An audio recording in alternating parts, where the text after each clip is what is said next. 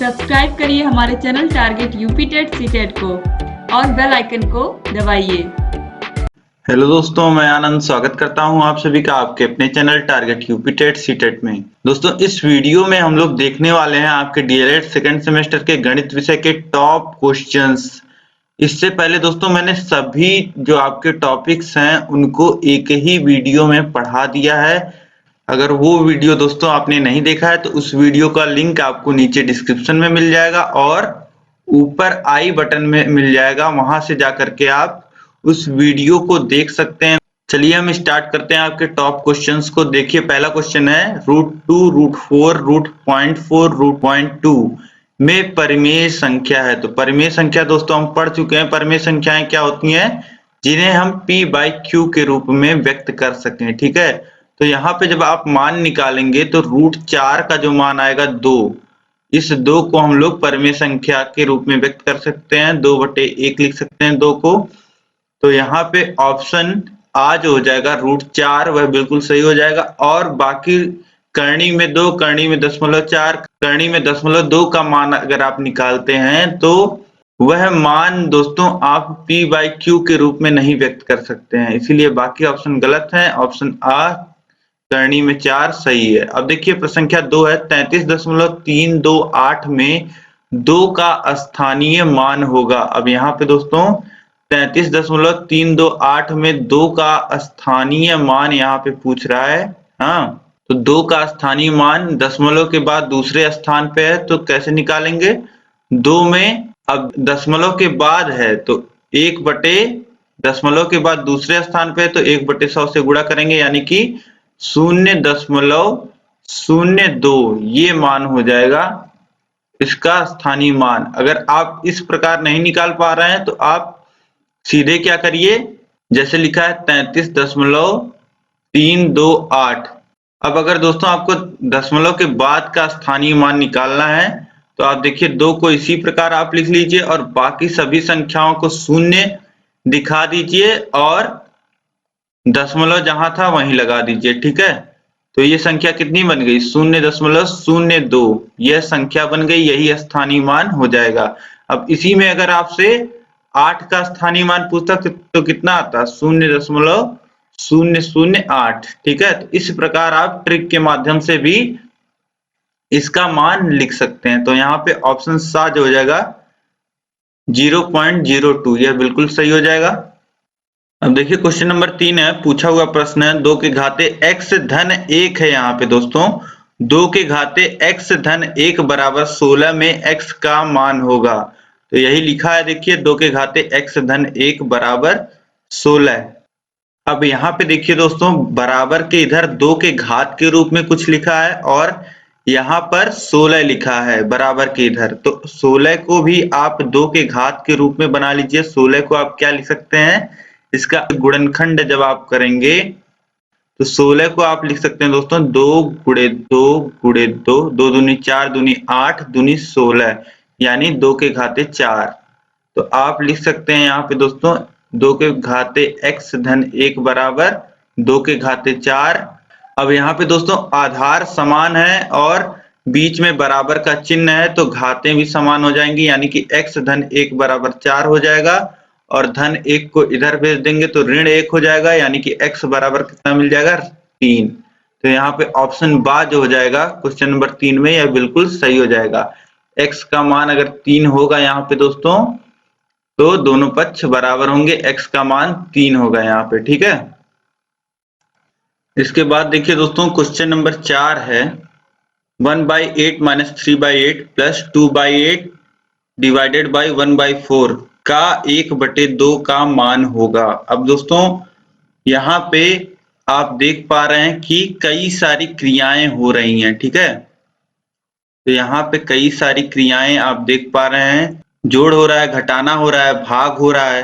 तो जोड़, घटाना और भाग जहां पे हो रहा होगा दोस्तों वहां पे सबसे पहले हम लोग क्या सॉल्व करेंगे? सबसे पहले भाग को सॉल्व करेंगे। जैसा कि मैंने आपको बोर्ड मास का रूल बताया है दोस्तों, इसमें हम लोग सबसे पहले ब्रैकेट, फिर ऑफ, फिर डिवीजन यानी कि भाग को सॉल्व करते हैं, फिर मल्टीप्लिकेशन यानी कि गुणा को सॉल्व करते हैं, फिर एडिशन यानी कि जोड़, फिर घटाना। ठीक है, तो आपको सबसे पहले क्या सॉल्व करना है, भाग को, फिर गुणा को, फिर जोड़ को, फिर घटाने को। ठीक है, तो यहाँ पे सबसे पहले आप क्या सॉल्व कर लेंगे दोस्तों, देखिए सबसे पहले आप भाग को सॉल्व कर लीजिए। तो भाग को आप सॉल्व करेंगे तो यहाँ पे देखिए 1/4 का भाग हो रहा है 2/8 में। ठीक, अब देखिए दोस्तों इसी को आपको सॉल्व कर लेना है। ठीक है, इसका सॉल्व करने के बाद आपको इसका 1/2 निकालना है, यही आपसे क्वेश्चन में कह रहा है। इतना आप सॉल्व कर लीजिए और इसका 1/2 का मान कितना होगा। ठीक है, तो सबसे पहले यहाँ हम भाग को सॉल्व करेंगे, जैसा कि अभी हमने रूल देख ही लिया।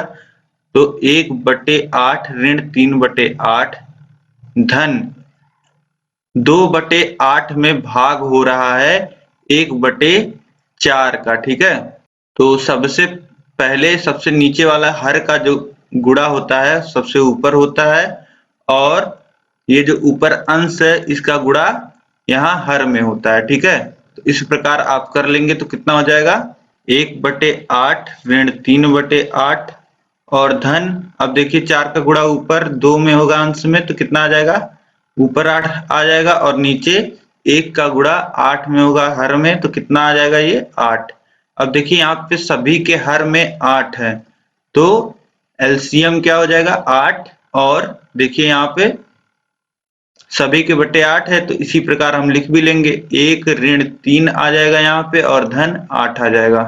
तो ये कितना हो जाएगा दोस्तों, यहाँ पे ये हो जाएगा 9 ऋण 3, यानी कि 6/8, या फिर ऊपर नीचे 2 से आप काट देंगे तो कितना बचेगा, 3/4। ठीक है, तो इसकी वैल्यू जो आ गई दोस्तों वह आ गई 3/4। ठीक, इतने की।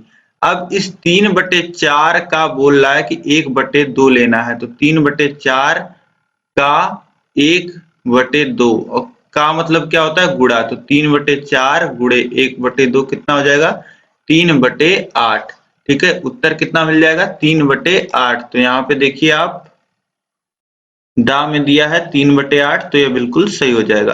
प्रश्न संख्या 5 है, एक त्रिभुज की भुजाएं 2 सेंटीमीटर, 3 सेंटीमीटर, 5 सेंटीमीटर हैं, तो त्रिभुज होगा समकोण त्रिभुज, अधिक कोण त्रिभुज, विषम बाहु त्रिभुज, या दा त्रिभुज संभव नहीं। तो दोस्तों यहाँ पे अब भुजाओं को आप ध्यान से देखिए, जो बड़ी भुजा है वह 5 सेंटीमीटर की है, और बाकी दोनों जो छोटी भुजाएं हैं वह 2 और 3 सेंटीमीटर की हैं। ठीक है, तो आप एक बार इस प्रकार बना के इस त्रिभुज को देखिए, तब आपको समझ में आएगा। ये देखिए बड़ी भुजा 5 सेंटीमीटर की हो गई, और छोटी भुजा मान लेते हैं इस प्रकार 2 सेंटीमीटर की हो गई। ठीक, और भुजा आप खींचेंगे 3 सेंटीमीटर की। ठीक है, तो इन दोनों भुजाओं को आप मिला ही नहीं पाएंगे, कहीं शीर्ष आपको मिलेगा ही नहीं, क्योंकि आप देख पा रहे हैं कि जो बड़ी भुजा की लंबाई है वह इन दोनों बाकी जो 2 भुजाएं हैं उनके लंबाई के जोड़ के बराबर है। ठीक है, तो ऐसे केस में दोस्तों त्रिभुज पॉसिबल नहीं होता है। ठीक है, क्योंकि अब कुछ भी आप यहाँ से इस प्रकार खींचेंगे, कितना भी पास आप शीर्ष को ले आएंगे, तो थोड़ा सा तो अधिक दोनों भुजाओं का जोड़ चाहिए होगा हमको। ठीक है, तो इसलिए त्रिभुज दोस्तों तभी संभव होता है जब जो सबसे बड़ी भुजा है उसका जो मान हो वह बाकी 2 भुजाओं से छोटा हो, बाकी 2 भुजाओं के योग से जब छोटा होगा सबसे बड़ी भुजा का मान, तभी त्रिभुज संभव होगा। ठीक है, तो यहाँ पे दोस्तों जो सबसे बड़ी भुजा का मान है वह बाकी दोनों भुजाओं के योग से छोटा नहीं है बल्कि बराबर है, तो इसीलिए यहाँ पे त्रिभुज संभव नहीं होगा। तो ऑप्शन दा जो है वह बिल्कुल सही है। इसके बाद देखिए दोस्तों प्रश्न संख्या 6 है, संख्याओं 10, 65, 91 का लघुत्तम समापवर्त्य है। तो 10, 65 और 91 का एलसीएम हमको निकाल लेना दोस्तों। तो 10, 65 और 91 इसी का एलसीएम हमको चाहिए। तो देखिए अगर गुणनखंड विधि से हम करते हैं तो 10 को कितना लिख सकते हैं, 2 गुणे 5 लिख सकते हैं। अभाज्य गुणनखंड हम सभी के लिख रहे हैं। ठीक है, 65 को कितना लिख सकते हैं, 65 को हम लोग लिख सकते हैं 5 गुणे 13, और 91 को कितना लिख सकते हैं, 91 को हम लोग लिख सकते हैं 7 गुणे 13। ठीक है, तो ये संख्याएं आ गई। अब जितनी भी विभिन्न विभिन्न संख्याएं आ रही हैं दोस्तों, उनके अधिकतम घात आप देखिए कि क्या है यहाँ पे। तो 2, 5, 7 और 13 यही संख्याएं यहाँ पे आ रही हैं। तो आप 2 लिख लीजिए और देखिए 2 की मैक्सिमम घात क्या है, अधिकतम घात क्या है। तो 2 एक ही जगह आ रहा है और इसकी अधिकतम घात 1 है। तो 2 के घाते 1 गुणे फिर देखिए 5 आ रहा है। 5 दो जगह आ रहा है 10 और 65 में, और दोनों जगह घात 1 है। तो 5 से ही गुणा होगा, तो 2 गुणे 5।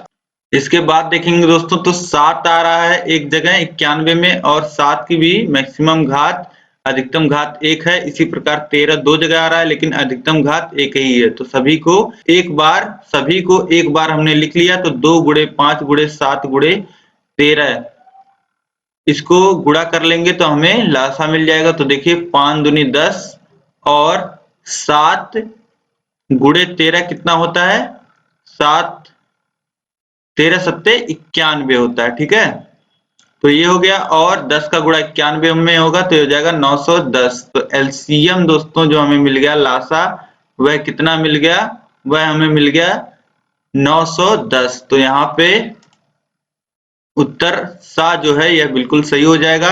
अब एक विधि से दोस्तों और आप सॉल्व कर सकते हैं। ये हमने गुणनखंड फैक्टर वाले मेथड से किया है, और आप चाहें तो यहाँ पे भाग वाले मेथड से भी निकाल सकते हैं। 10, 65 और 91 का एलसीएम। बस आपको देखना है 2 से भाग जा रहा है तो 2 से भाग देना है। फिर उसके बाद अगर 2 से भाग नहीं जा रहा है तो आप देखना है 3 से भाग जा रहा है कि नहीं। 3 से फिर देखेंगे, 3 के बाद 4 से चेक करेंगे, 5 से। इस प्रकार यहाँ पे जो भी संख्याएं जिनसे भाग गया है उनका आपस में गुणा कर लेंगे तो एलसीएम आपको मिल जाएगा। ठीक है, अब देखिए अगला प्रश्न हम देखते हैं। प्रश्न संख्या 7 है, 2 असमान परमेय संख्याओं के बीच परमेय संख्याएं होती हैं। तो यहाँ पे 2 असमान परमेय संख्याओं के बीच कितनी संख्याएं हो सकती हैं, यही बात कर रहा है दोस्तों। तो किन्हीं भी 2 असमान, मतलब जो आपस में समान ना हो, जैसे कि 1/2 लिखा हो, 3/5 लिखा हो, तो इनके बीच में कितनी परमेय संख्याएं आ सकती हैं दोस्तों। तो इनके बीच में अनंत परमेय संख्याएं हो सकती हैं। आप अगर लिखना चाहें तो आप इतनी संख्याएं इनके बीच में लिख सकते हैं जिसकी गिनती नहीं है। ठीक है, तो यहाँ पे ऑप्शन द अनंत सही हो जाएगा। अब देखिए प्रश्न संख्या 8 है, ब्रैकेट में 3 धन 2 में गुणा हो रहा है 7 का मान होगा। तो अब दोस्तों ब्रैकेट लगा है और इसमें 7 का गुणा हो रहा है, अंदर इस 7 का ब्रैकेट में गुणा होगा। तो ब्रैकेट के अंदर देखिए 2 पद हैं, इस 7 का गुणा दोनों पद में होगा। तो किस प्रकार लिखा जाएगा इसको, तो 3 गुणे 7 धन 2 गुणे 7 इसको लिखा जाएगा, जो ऑप्शन बा में दिया गया है। तो यह बिल्कुल सही हो जाएगा, ऑप्शन बा। अब देखिए प्रश्न संख्या 9 है, x ऋण 7 और x धन 9 का गुणनफल है। तो इन दोनों का गुणा दोस्तों पूछ रहा है, तो यहाँ पे हम गुणा करके देख लेते हैं। x ऋण 7 और इसका गुणा हो रहा है x धन 9 में। ठीक है, तो इसे हम लोग कितना लिख सकते हैं, इसे हम लोग लिख सकते हैं x का गुणा होगा दोनों पदों में, फिर ऋण 7 का गुणा होगा x धन 9 में। ठीक, तो इसे हम लोग कितना लिख सकते हैं, x का गुणा x में x स्क्वायर, फिर धन 9x, फिर ऋण 7x, फिर 7 9 63, तो -63। तो ये कितना हो जाएगा, x square plus 2x, 9x में से 7x जाएगा प्लस 2x -63। तो यहाँ पे ऑप्शन सा जो हो जाएगा दोस्तों यह बिल्कुल सही हो जाएगा, x स्क्वायर प्लस 2x -63। इसके बाद देखिए दोस्तों क्वेश्चन नंबर 10 है, एक त्रिभुज का क्षेत्रफल 48 वर्ग सेंटीमीटर, उसकी ऊंचाई 8 सेंटीमीटर हो तो त्रिभुज का आधार होगा। अब त्रिभुज के क्षेत्रफल का फॉर्मूला दोस्तों आप सभी को पता है, 1/2 आधार गुणे ऊंचाई होता है। ठीक है, तो आपको यहाँ पे क्षेत्रफल दिया गया है 48 और 1/2, यहाँ पे ऊंचाई दी गई है, आधार आपसे पूछ रहा है। तो आधार की जगह आधार लिख लीजिए गुणे 8। ठीक, तो अब इसे आप कितना लिख सकते हैं, देखिए 2 से 8 को काटेंगे 4 बार में कट जाएगा, और 4 गुणे आधार बराबर कितना हो जाएगा, 48 हो जाएगा। और आधार बराबर आप कितना लिख सकते हैं, आधार बराबर लिख सकते हैं 48। अब ये 4 यहाँ गुणे में था, इधर आएगा तो बटे में हो जाएगा। तो 4 से 48 को काट दीजिए, 1 और 2 12 बार में कट जाएगा। ठीक है, तो आधार की वैल्यू कितनी हो जाएगी दोस्तों? आधार की वैल्यू हो जाएगी 12 सेंटीमीटर। ठीक है, तो ऑप्शन आ में दिया है 12 सेंटीमीटर, तो यह बिल्कुल सही हो जाएगा। अब देखिए इसके बाद है प्रश्न संख्या 11, परिमेय संख्या ऋण 4/9 से छोटी परिमेय संख्या है। तो इससे छोटी अगर परिमेय संख्या आपको देखना है दोस्तों, ऋण में बा और सा को देखिए, ये दोनों धनात्मक संख्याएं हैं। ठीक है, तो ये दोनों जो हैं यह ऋण 4/9 से बड़ी संख्याएं हैं, तो ये दोनों ऑप्शन तो होगा नहीं, क्योंकि यहाँ पे छोटी परिमेय संख्या पूछा है। तो ऋण 4/9 से जो धनात्मक संख्याएं हैं वह बड़ी संख्याएं होंगी, तो इसीलिए ये दोनों ऑप्शन सही नहीं होंगे। अब बचा ऋण 1/9 और ऋण 7/9। ठीक है, अब यहाँ पे दोस्तों आप देख पा रहे हैं कि हर जो है वह दी गई संख्या के समान ही है। ठीक, तो अब आपको अंश देखना है। तो अगर दोस्तों हमें धनात्मक संख्याओं का कंपैरिजन करना होता तो जिसका अंश बड़ा होता वह बड़ी संख्या होती, लेकिन यहाँ पे ऋणात्मक संख्याओं का हमें कंपैरिजन करना है। तो ऋणात्मक संख्याओं में जिस संख्या का अंश जितना बड़ा होगा वह संख्या उतनी छोटी होगी। तो यहाँ पे देखिए, यहाँ पे अंश ऋण 1 है और यहाँ पे अंश ऋण 7 है। तो बड़ा किसका अंश है? यहाँ पे ऋण 7 का। तो ऋण में जितनी बड़ी संख्या आपको दिख रही है ये उतनी ही छोटी संख्या है। ठीक है, तो ऑप्शन द जो हो जाएगा ऋण 7/9। ऋण 4/9 से छोटी संख्या है ऋण 7/9। यह आप लोग याद रखिएगा, ऋण में उल्टा होता है। ठीक है, अब इसके बाद देखिए प्रश्न संख्या 12 है, 16, 32 और 64 का लासा है। तो यहाँ पे तो दोस्तों आप देख के ही बता सकते हैं, इन तीनों का जो लासा होगा वह 64 होगा, क्योंकि 16 और 32 का गुणज होता है 64। ठीक है, ऐसा अगर आपको कहीं देखने को मिले कि जो सबसे बड़ी संख्या है वह बाकी संख्याओं की गुणज है, ठीक है, तो वो जो सबसे बड़ी संख्या दी गई है वही लासा होती है। ठीक है, तो आप यहाँ निकाल के भी अगर देखते हैं दोस्तों तो आपको 64 एलसीएम मिल जाएगा। ठीक, इसके बाद देखिए क्वेश्चन नंबर 13, समीकरण 1.5y ऋण 7 बराबर 0.5y का हल है। तो यहाँ पे दोस्तों समीकरण हल करना मैंने आपको कैसे बताया, आपको चर को एक तरफ कर लेना है और अचर को एक तरफ कर लेना है। मतलब y वाले पद आप एक तरफ कर लीजिए, मतलब यहाँ पे लिखा है 1.5y और फिर ये जो बराबर के इधर y है धन 0.5y इधर ले आइए, ये हो जाएगा ऋण 0.5y। फिर इस ऋण 7 को इधर भेज दीजिए, ये धन हो जाएगा उधर जाके। अब 1.5y में से आधा y घट जाएगा तो क्या बचेगा? y बचेगा और इधर बराबर 7 है, तो वैल्यू कितनी हो जाएगी? 13 बराबर 7, यानी कि ऑप्शन बा जो हो जाएगा यह बिल्कुल सही हो जाएगा। इसके बाद देखिए क्वेश्चन नंबर 14 है दोस्तों, y into Z minus X plus Z into X minus Y plus X into Y minus Z का हल है। चलिए इसे हम सॉल्व कर लेते हैं। देखिए जब गुणा कर लीजिए, y का गुणा z में करेंगे तो इसे लिख सकते हैं yz, और y का गुणा x में करेंगे तो इसे कितना लिख सकते हैं? x इंटू वाई लिख सकते हैं, या y इंटू एक्स लिखिए आप, बात एक ही है। अब z का गुणा x में होगा तो इसे कितना लिख लेंगे? xz, और z का गुणा फिर यहाँ पे y में होगा तो इसे कितना लिख लेंगे? माइनस yz, फिर प्लस x का गुणा y में तो xy और z में यहाँ तो माइनस xz आ जाएगा। ठीक है, अब यहाँ पे देखिए दोस्तों yz है।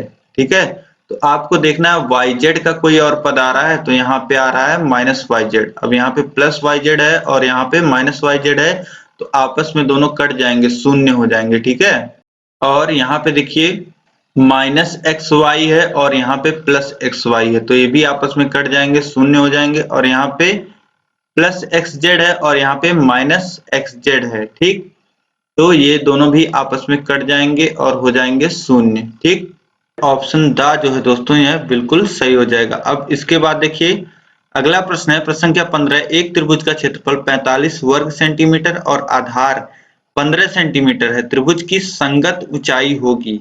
ठीक है, ये अभी ऐसा ही प्रश्न हमने सॉल्व किया है। त्रिभुज का क्षेत्रफल बराबर आपको पता ही है होता है 1/2 आधार गुणे ऊंचाई। ठीक, तो आप डायरेक्ट फॉर्मूला लगा दीजिए। त्रिभुज का क्षेत्रफल इधर हमने रख दिया 45 बराबर है 1/2 गुणे आधार की जगह 15 गुणे ऊंचाई। ठीक, तो अब 1/2 है यहाँ पे। ठीक, तो इस 2 का गुणा बराबर के इधर कर लेंगे। तो अब देखिए दोस्तों, ऊंचाई बराबर आप लिख सकते हैं, ये 1/2 है इधर, इसको इधर भेजेंगे हम लोग तो ऊपर गुणा हो जाएगा इसका, यानी कि 45 गुणे 2 और 15 यहाँ गुणे में है ऊंचाई के, तो इधर जाएगा तो बटे में हो जाएगा। ठीक, 15 से 45 को काट देंगे, 3 बार में कट जाएगा और ऊंचाई बराबर हो जाएगा 3 गुणे 2 यानी कि 6 सेंटीमीटर। ठीक, ऊंचाई का मान कितना आ गया है 6 सेंटीमीटर। तो ऑप्शन सा जो है यहाँ पे दोस्तों वह बिल्कुल सही हो जाएगा। प्रश्न संख्या 16 है, पूर्ण संख्याओं में योग का तत्समक अवयव होता है। तो योग का तत्समक अवयव पूर्ण संख्याओं में होता है वो संख्या जिसका हम लोग अगर किसी भी पूर्ण संख्या में योग करें तो उस संख्या का मान जो है वह परिवर्तित ना हो। ठीक है, तो कोई पूर्ण संख्या हम लोग मान लेते हैं 3 है। ठीक, अब 3 में ऐसी कौन सी संख्या हम जोड़ दें कि उसका मान परिवर्तित ना हो, मतलब 3 का 3 ही रहे। ठीक, तो 3 को उधर भेज दीजिए बराबर के, 3 - 3 यानी कि x का मान 0।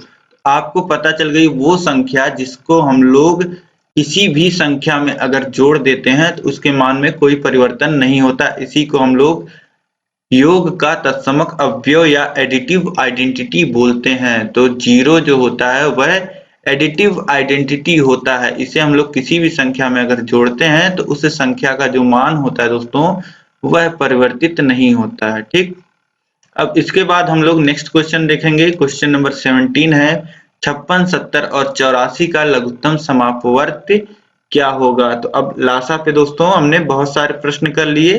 अब आप निकाल के कमेंट करके मुझे बताइए कि इसका लघुत्तम समापवर्त कितना आएगा।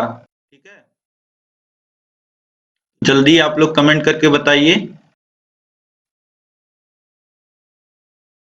तो यहाँ पे देखिए दोस्तों, मैं उत्तर आपको बता दे रहा हूँ, उत्तर होगा सा 840। ठीक, अब इसके बाद नेक्स्ट क्वेश्चन हम लोग करेंगे। देखिए क्वेश्चन नंबर 18 है, 2.8x = 5.4 + 7 का हल है।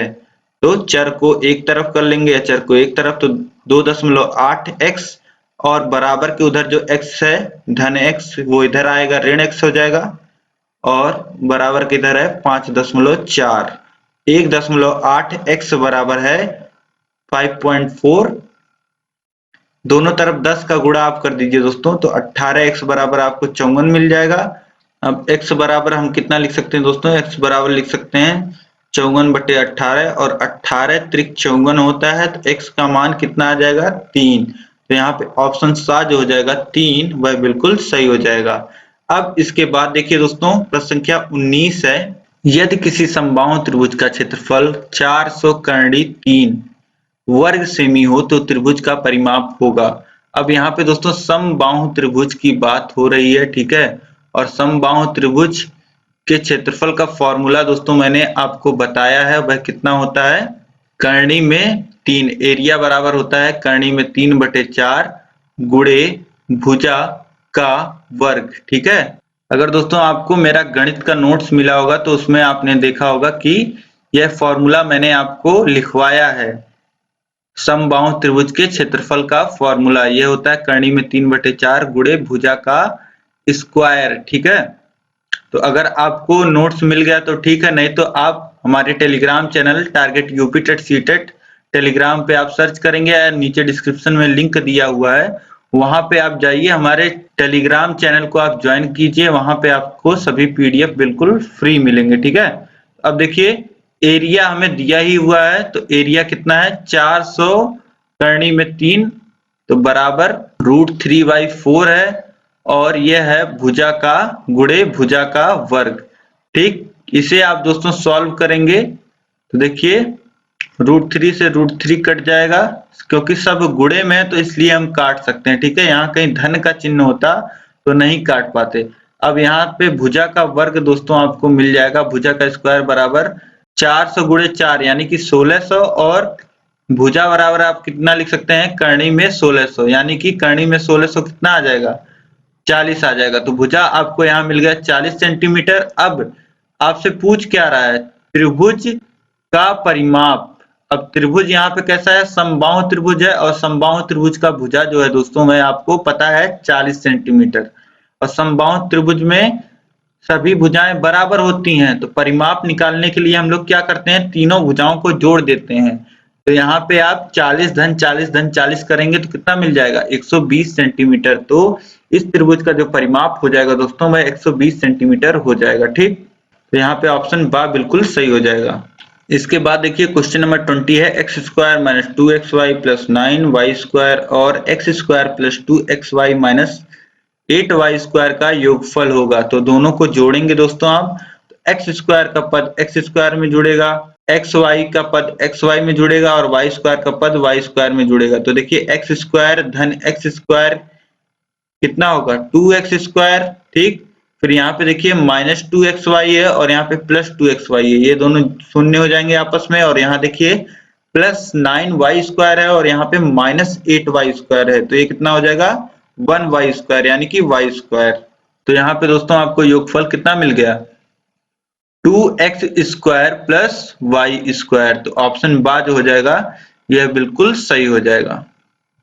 अब इसके बाद देखिए क्वेश्चन नंबर 21 है, परिमेय संख्या ऋण 24/45 के समतुल्य संख्या है। तो ऋण 24/45 को आप सरल करेंगे दोस्तों तो इसे आप और कितना लिख सकते हैं, 3 से ऊपर नीचे देखिए भाग जा सकता है। तो 3 से ऊपर नीचे काट दीजिए, तो नीचे काटेंगे तो 15, ऊपर काटेंगे तो 8, यानी कि ऋण 8/15 भी इसे आप लिख सकते हैं। ऑप्शन बा में दिया गया है, तो ऑप्शन बा बिल्कुल सही हो जाएगा यहाँ पे।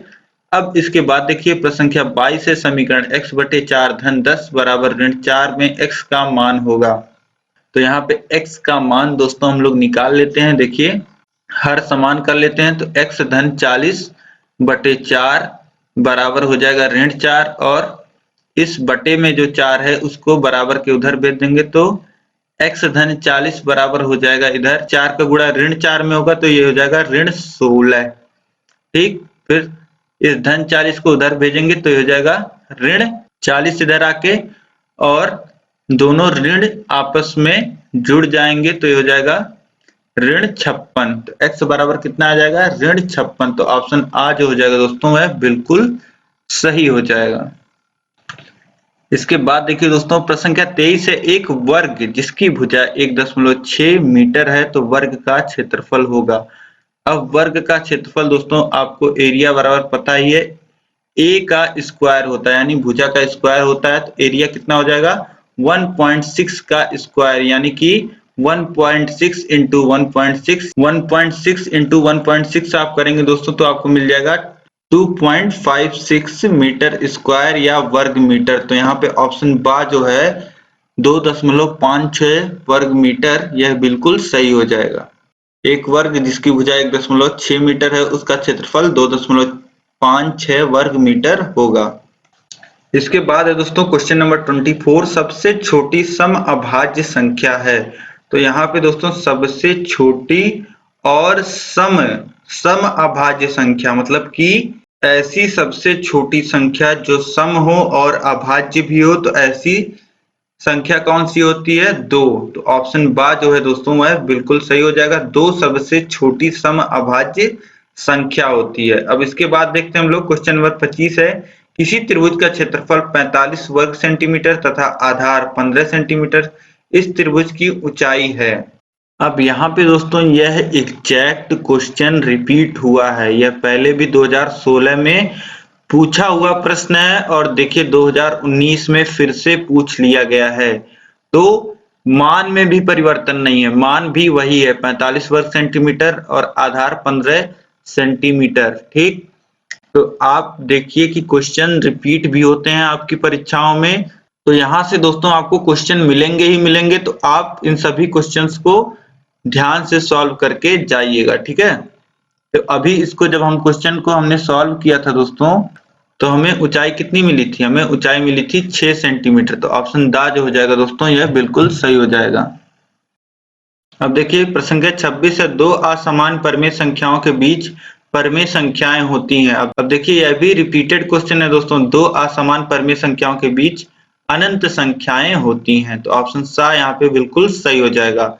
अब देखिए प्रश्न संख्या 27, निम्नांकित कथनों में से सत्य कथन है एक धन पूर्णांक अपने योगात्मक प्रतिलोम से बड़ा होता है। अब दोस्तों किसी भी धनात्मक पूर्णांक का जो योगात्मक प्रतिलोम होगा वह क्या होगा, ऋणात्मक होगा, और कोई भी धनात्मक संख्या ऋणात्मक संख्या से बड़ी होती है। तो यहाँ पे जो धनात्मक पूर्णांक है वह अपने योगात्मक प्रतिलोम से बड़ा होगा, यह बिल्कुल सही है। तो यहाँ पे ऑप्शन आ ही बिल्कुल सही हो गया, और बाकी ऑप्शन आप देखेंगे तो बिल्कुल गलत है। एक ऋणात्मक पूर्णांक जो होता है वह अपने योगात्मक प्रतिलोम से बड़ा नहीं होता, क्योंकि ऋणात्मक पूर्णांक का जो योगात्मक प्रतिलोम आएगा वह धनात्मक आएगा, और कोई भी ऋणात्मक संख्या धनात्मक संख्या से बड़ी नहीं होती है। ठीक है, और ऑप्शन सा में दिया गया है शून्य एक पूर्णांक नहीं है, जबकि शून्य पूर्णांक होता है दोस्तों। तो ऑप्शन सा गलत है, और ऋण 17 बड़ा है ऋण 15 से दिया गया है, जबकि यह गलत है। जबकि ऐसा होता है, ऋण 17 जो होता है वह छोटा होता है ऋण 5 से। ठीक है, तो यह आप ध्यान में रखिएगा दोस्तों।